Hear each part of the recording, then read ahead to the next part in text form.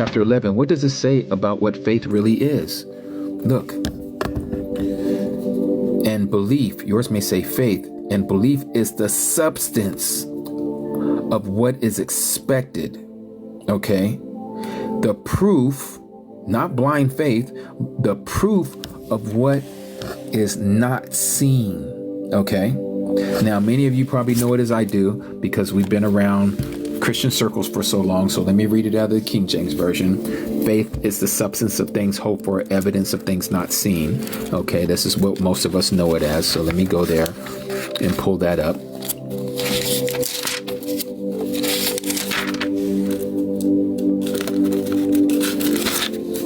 All right, so this is what we see here.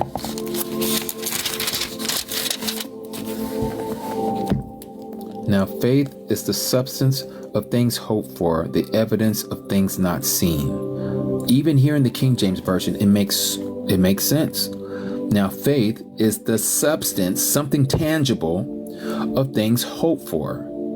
The evidence, not blind faith, evidence of things not seen. Those things that we can't see, but we know there's evidence. Again, it's not blind faith. So now, with that being said, let's go and look at this side-by-side comparison of the 4 synoptic gospels, as they call it, okay? Meaning that they're synonymous with one another, but they are not. There are things that are synonymous, but not when it comes to the death, burial, and resurrection. No, there's all kinds of changes that has happened. So, again, let's just look at this real quick, and I'm going to read this to a certain beginning here, and we're going to see it together, right? So here it says, and we're going to read this again, but late in the Sabbath, as it was dawning into day 1 of the week, Miriam from Magdala and the other Mary came to see the tomb. Notice they came to see the tomb. That's the first thing we see. And then it says, and see, there was a great earthquake, for a messenger, a single angel of Yahuwah, came down out of heaven and came and rolled back the stone from the door and sat on it. Okay. Now his appearance was like lightning, and his garment was white as snow. And the guards trembled for fear of him and became like dead men. And the messenger, singular, responding said to the women, so the women see this singular angel, this messenger of Yahuwah, and he said to them, to the women, do not be afraid. I know that you seek Yahusha, who was impaled. He is not here, for he was raised, as he said. Come see the place where they lay the master. And then he says, and go quickly, say to his taught ones, to his Talmudim, that he was raised from the dead. And see, he is going before you to Galilee. There you shall see him. See, I have told you. And it says, and they left the tomb quickly, okay, with fear and great joy, and ran to report to his taught ones. All right, so now that's the end of that. Now, let's go to Mark. Let's see what Mark says about this. Now, remember, we have one messenger, only one angel, okay? And then this angel told them that he is alive, he's no longer there, and that you are to go and tell his disciples that he is going to meet them in Galilee. Okay, so now let's read Mark chapter 16. Let's see what it says there about this same thing.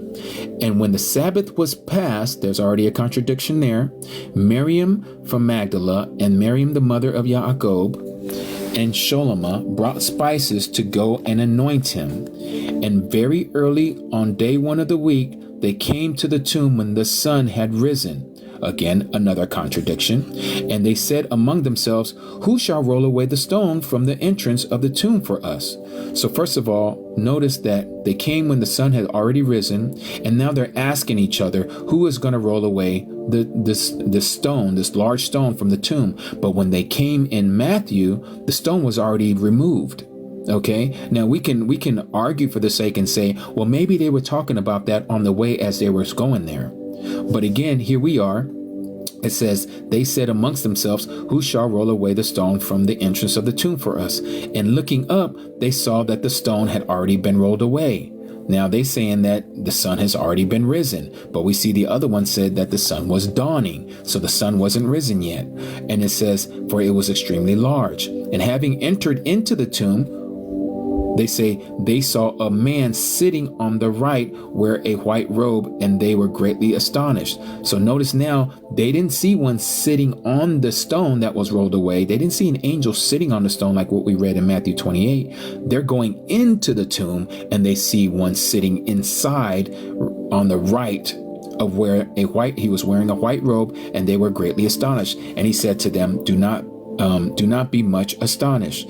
You seek Yahusha of Nazareth, who was impaled. He was raised. He is not here. See the place where they laid him? And go, say to his taught ones and Kapha that he is going before you into Galilee. You shall see him there, as he said to you. So again, it says that they fled out and fled from the tomb and were trembling and bewildered, and they spoke to no one, for they were afraid. And having risen early on the first day of the week, he appeared first to Mary from Magdala, from whom he had cast out 7 demons. And she went and reported to those who had been with him, mourning and weeping. So which one makes sense here? We read in Matthew 28 where they said that where the women came over there to the tomb and they saw, what does it say again? Let's go back there and look at it, just so I don't add to the words. It says here, and see, there was a great earthquake, for a messenger of Yahuwah came down out of heaven and came and rolled back the stone from the door and sat on it. He sat on it. Sat on what? The stone from the door. Okay. They see him. They see this messenger as they're coming. They're approaching the tomb. They're afraid. They see him. And he says, don't be afraid. All right. He said, he is not here. He was raised, as he said, come see the place where the master laid. So they looked in, they pierced in and looked into the tomb, and there was nobody sitting, as we're told here, inside the tomb. Here we're said that he sat inside the tomb, right? So it says here, they were greatly, and having entered into the tomb, they saw a young man sitting on the right, wearing a white robe, and they were greatly astonished. And he said to them, do not be much astonished. You seek Yahusha of Nazareth, who was impaled. He was raised. He is not here. See the place where they laid him, and go and say to his taught ones and Kapha and so on. And we read all of that. Okay. And they said they were afraid. And then it says here, and having risen early on the first day of the week, notice here it's saying having risen. They're already lying to you, because we know he wasn't raised on the first day, early on the first day of the week. This is an added text that it doesn't speak about in Matthew. Matthew 28 says that he wasn't there, and it was beginning to dawn into the first day of the week. He was already gone. We did that just by looking at the calendar, that there's no way that he could have been raised on the first day of the week. The math doesn't add up. Okay. So now let's go to Luke. Let's see what Luke says about the same thing. And again, I would challenge any of you to look at it with your own eyes in your own scriptures, and you tell me, how do you put these pieces together? You can't, because you can see that there has been some lying pen of the scribes going on here. Luke chapter 24. But on day 1 of the week at early dawn, now we're going back as it was said in Matthew chapter 28, early dawn, they came to the tomb bringing spices which they had prepared, and they found that the stone was rolled away from the tomb. This lines up so far with Matthew. And then it goes on and says, and having entered, they did not find the body of the master Yahusha. Okay, that would line up, even though we're not told anything about the angels. Okay, Matthew said there was one angel, and then Mark said there was only one angel. Now notice what we're about to read. And it came to be, as they were perplexed about this, that see, 2 men stood by them in glittering garments. They stood by them. One wasn't sitting on the tomb or the stone that was rolled away, and one wasn't sitting inside of the tomb where he was laid. All right. These 2 were standing, and they were in glittering garments, and becoming frightened and bowing their faces to the earth, these said to them, why do you seek the living among the dead? He is not here, but has been raised up. Remember how he spoke to you when he was still in Galilee, saying the Son of Adam has to be delivered into the hands of sinners and be impaled, and the 3rd day rise again. How can the third day be risen again? And they just said what we just read in Mark chapter, Mark chapter 16, that he was raised on the first day of the week. There's no way. It doesn't add up. Again, it doesn't add up. And they remembered his words, and having returned from the tomb, they reported all this to the 11 and to all the rest. And it was Miriam from Magdala and Johanan, the Miriam, the mother of Jacob, and the rest with them, who told this to the emissaries. And their words appeared to them to be nonsense, and they did not believe them. So it says that Kepha took off running to the tomb.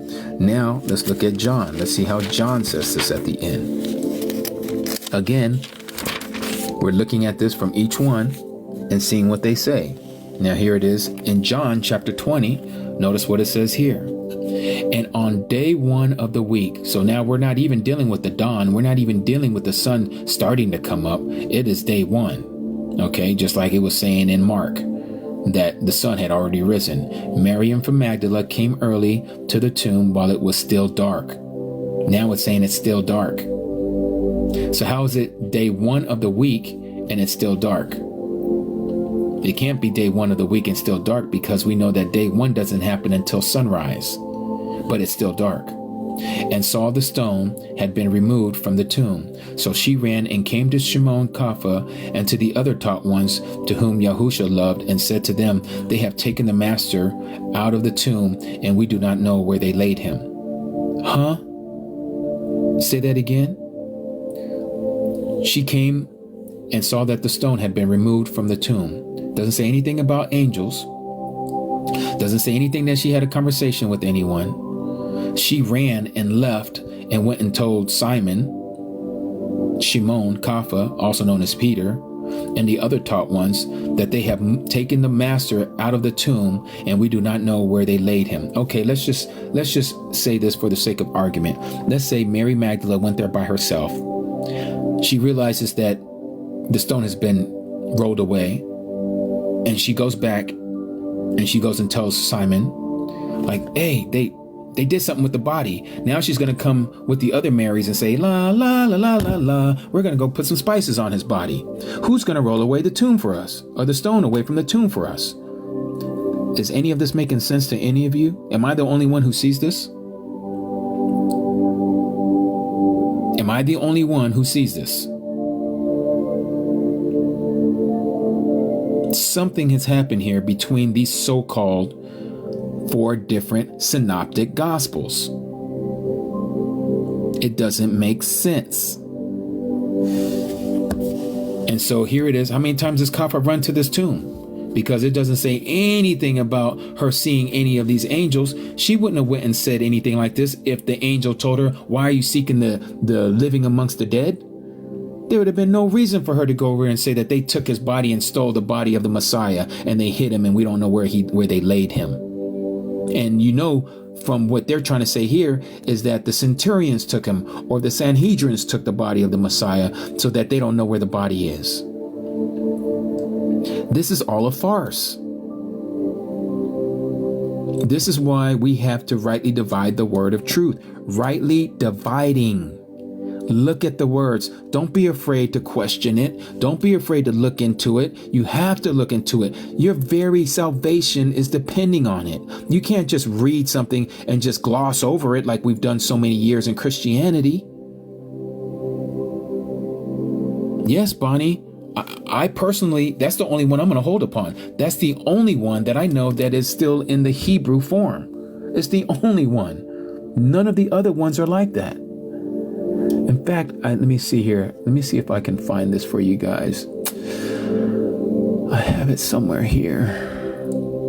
I wasn't expecting to go into this today with you all, but it's nonetheless, it's wonderful to have this conversation because, again, we as the Nazarene, we have to do this. We have to test out the words.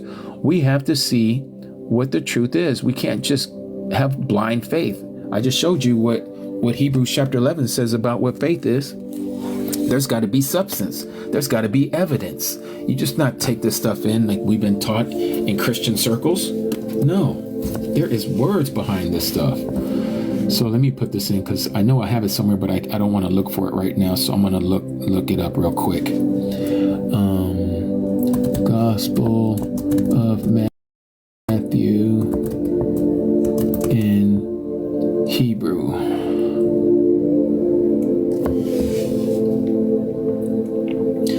Okay.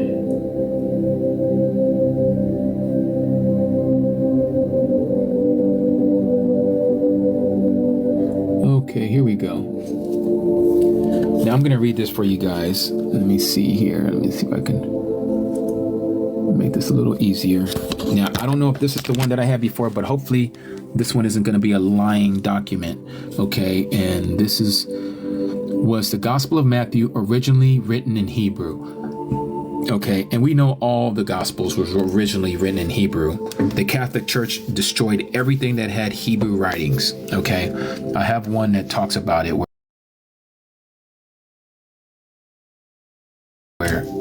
they literally, during the Inquisition of the early believers, they were literally destroying anything that had any writing of Hebrew lettering. They destroyed it.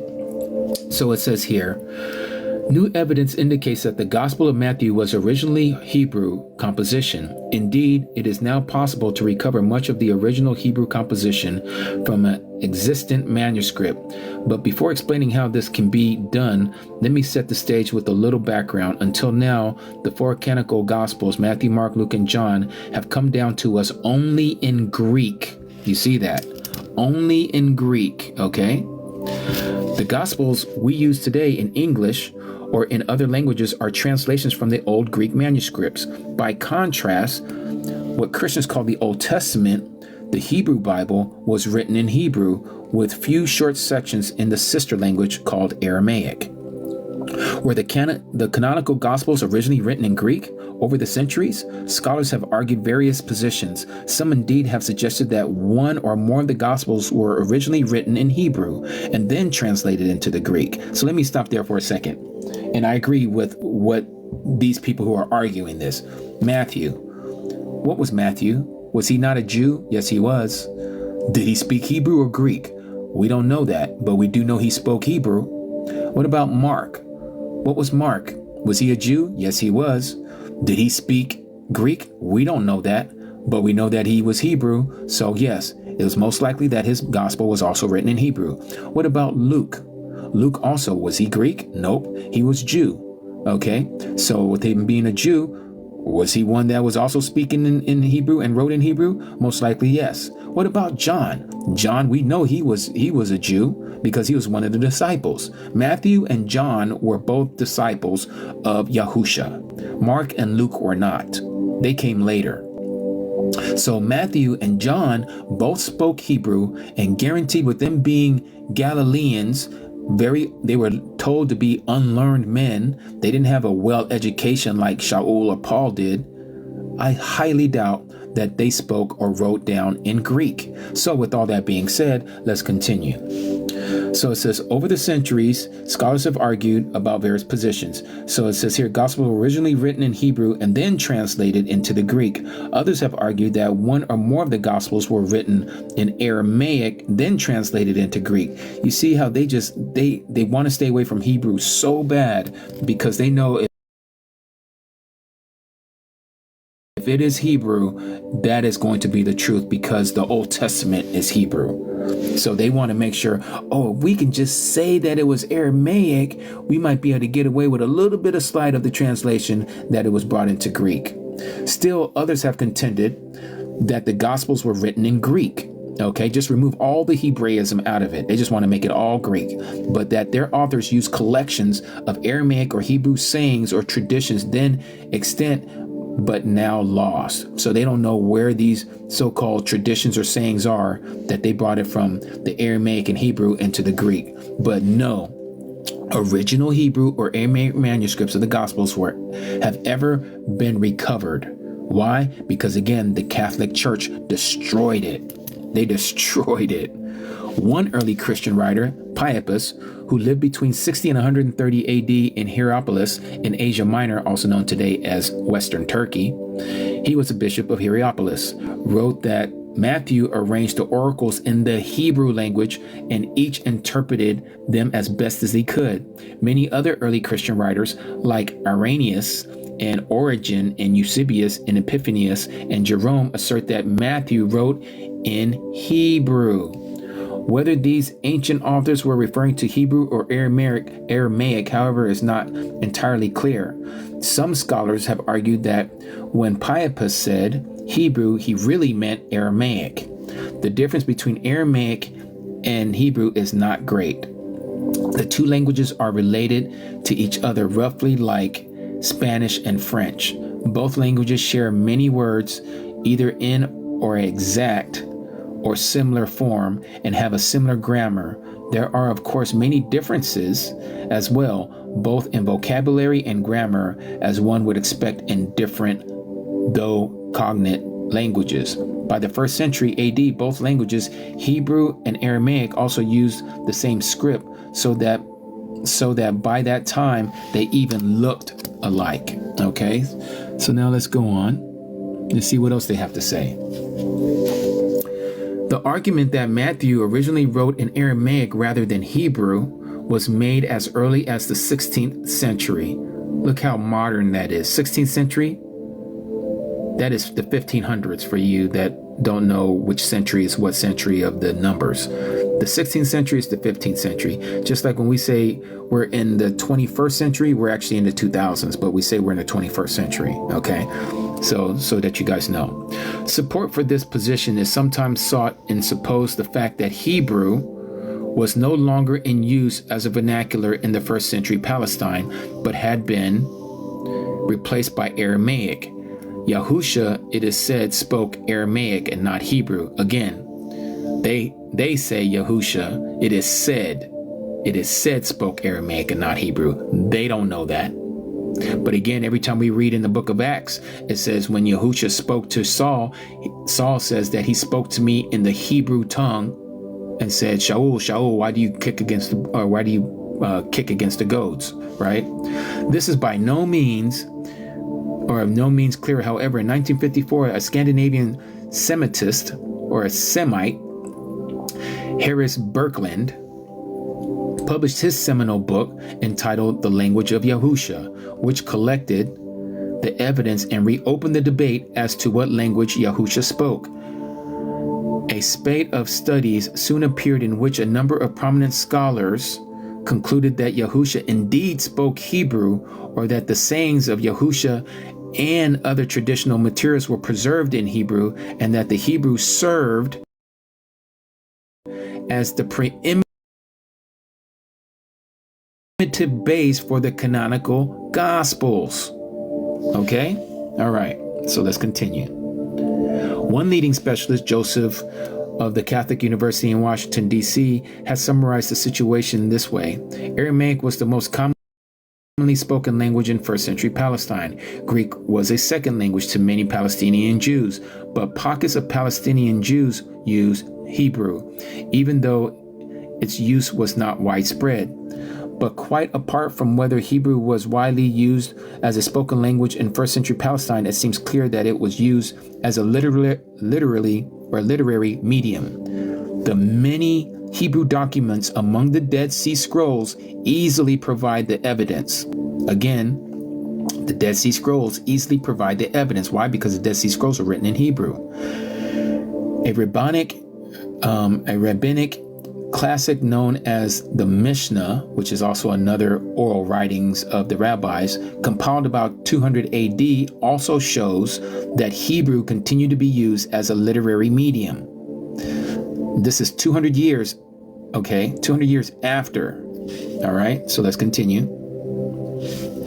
Let's see if we're going to get to the part where it talks about Matthew. Scholars who contend one or more of the canonical Gospels were originally written in Aramaic or were based on collections of sayings or traditions in Aramaic base their arguments on a variety of linguistic clues. For example, 1905 famous German scholar Julius Wallensen, see Julius Wallenhausen, sidebar to the documentary Hypothesis in Trouble, argued that Some differences between the Gospels were the result of different translations. So now they know that there's a difference between the Gospels, Matthew, Mark, Luke, and John, from Aramaic original.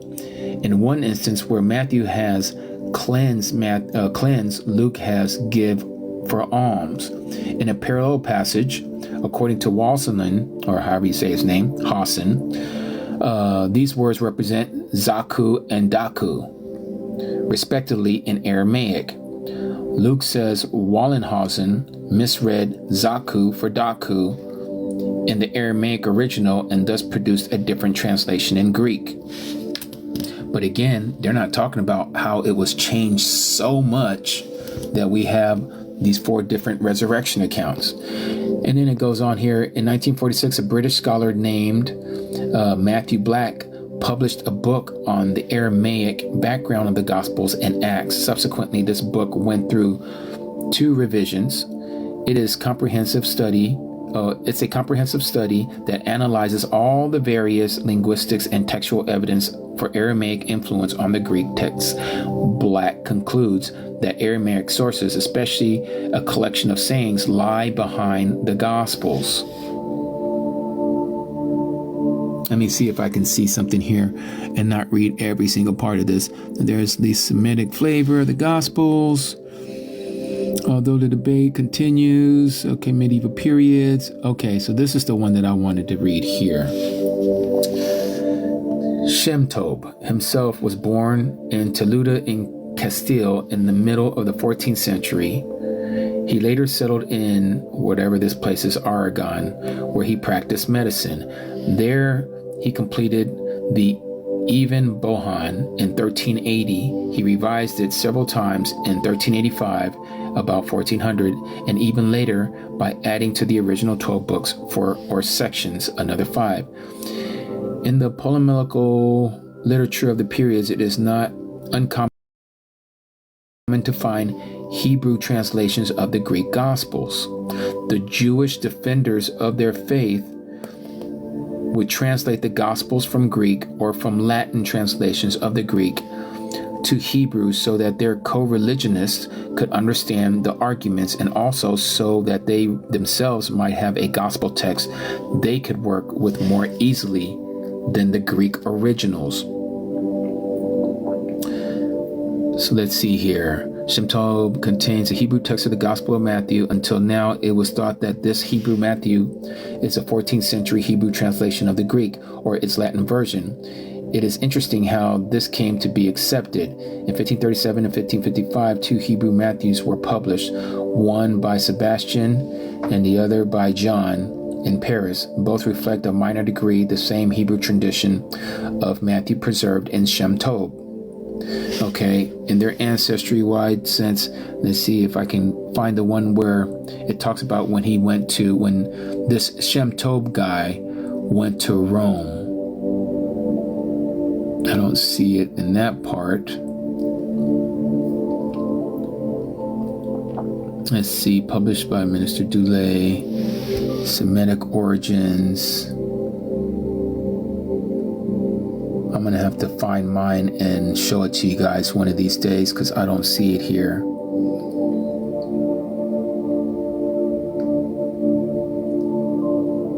Conclusion, Shemtob Hebrew is an original Hebrew composition based in large part of the fact that many literary elements of the composition work in Hebrew, but not in Greek or Latin. These elements include puns, word connections, and alliterations. Let me give just a few samplings of the very collection. So he goes into a pretty in-depth thing here about this.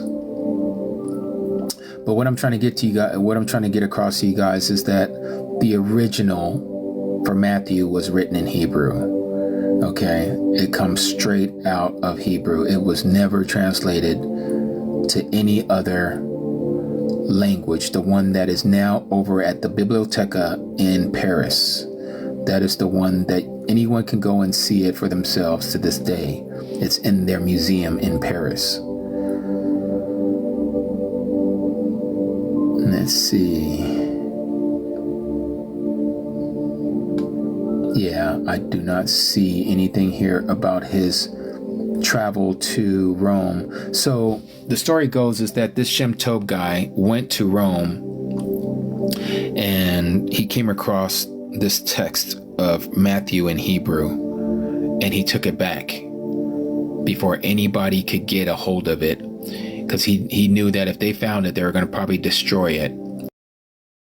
And so he took it back with him to Paris. And so it is there to this day, and they can't lie about it, and I believe that Yahuwah did that for a reason. And Mathew was the tax collector, mind you. He was that one. So anyhow, got another 45 minutes here.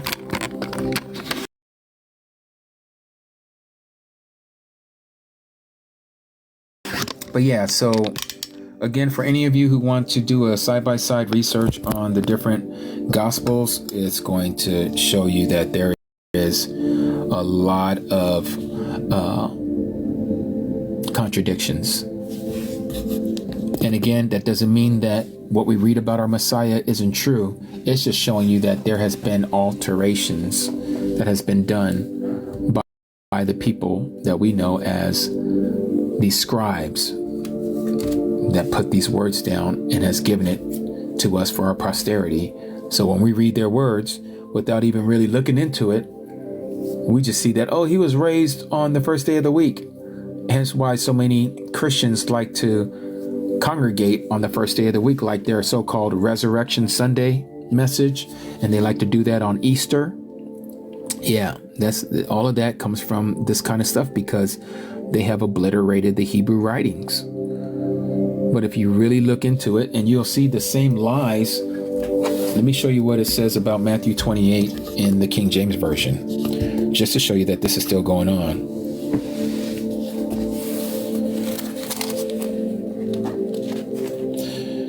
Brother Jimmy, a son is born from Adam, Jubilees 335, but no name. Who is this? You know what? Let's look into that here in a minute.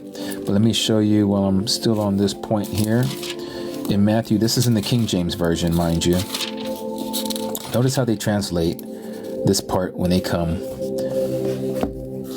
And this is in the King James Version. This is how it's written. And you remember what it says in the scriptures, all right? It says late in the Shabbat. Here it says, in the end of the Sabbath, as it began to dawn towards the first day of the week, came Mary Magdalene and the other Mary to see the sepulcher. It says in the end of the Sabbath. That for me, when I read that, it sounds like the Sabbath has already ended.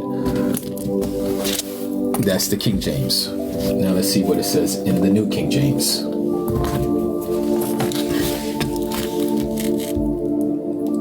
Exactly, Swank. That's why we have to be taught by the Ruach, not by men. Let's go to Matthew in the New King James. Let's see how it says it there.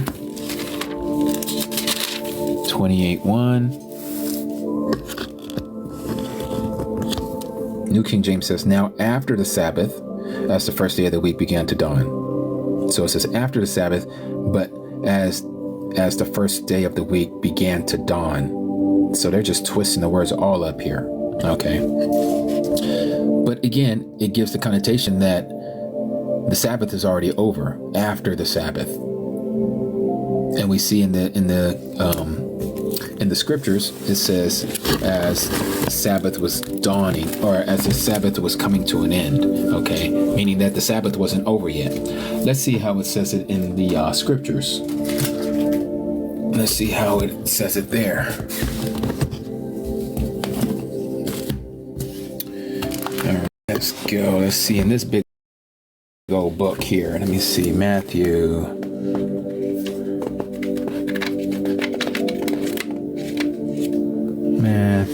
Okay, Book of Yohanan. Let's see here.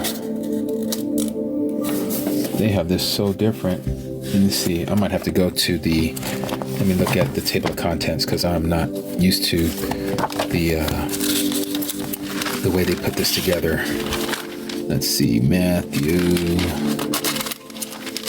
Berit Hadashah is 1433. Okay, so let's see. 1433. 1433.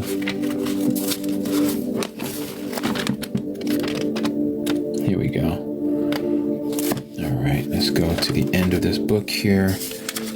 Matthew 28. Okay, Yah's scripture says, now after the Shabbat. So this also tells you that the Shabbat is over. As much as I like, as big as this book is, they got that wrong. Okay? So that's another one. Now let's look at the Ethiopian. Let's see what the Ethiopian says.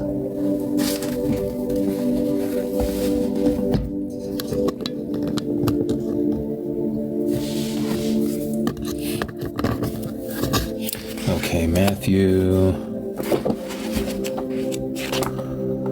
Jeremiah. Okay, this is Mark. This is Matthew. Okay. Yep, same thing here. In the Ethiopian, chapter 28, verse 1. Now after the Sabbath, as it began to dawn on the first day of the week. So the only one that says it properly and lines up with the formula of the last day that we shall be resurrected, and we know that the Messiah, again using the calendar and using what we've been told about how he kept the Passover and how his whole trial was set before Herodias and also or Herod as they call him, and Pontius Pilate, his 3 days and 3 nights. There is no conceivable way that it went all the way to the first day of the week. It just doesn't work. As I said earlier, math isn't adding. And so again, in the scriptures, but late in the Sabbath as it was dawning into day 1 of the week. It's the only one that says that clearly. I don't know, Moya. The only thing that I can think of is the people who are in charge of these publications. Many of them are Jesuits. Many of them are from these secret societies. I mean, think about anyone, unless you're doing it for yourself. And I don't have my Sefer here in front of me. But any of you who have a Sefer that's before you, I'd like to see what you guys see out of the Sefer. Matthew 28, verse 1. But they have literally lied to us because they want to make everything seem like, part of the sun. And when I say the sun, we're not talking about the S-O-N, we're talking about the S-U-N, because they were sun worshipers. Okay, and people will say the same thing about, well, you guys are following a sun calendar. Yeah, but we're not worshiping the sun. In fact, we don't even look up at the sun. We're looking at the shadow of the sun when we're using the sundial. You can't look up at the sun and read the sundial. You have to look at the sundial and not the sun.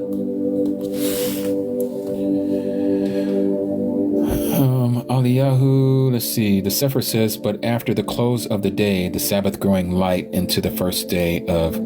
Yeah, see, that's even more complicated. But after the close of the day, the Sabbath growing light into the first day. Yeah, I don't know what Stephen Pigeon was trying to say there in the Sefer when he put that together.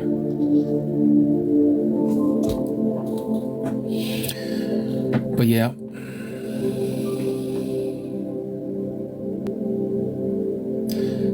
So Chauncey, yours says, it says late in the day of the Sabbath. Okay, I can go with that. That one's not too bad in that Sefer.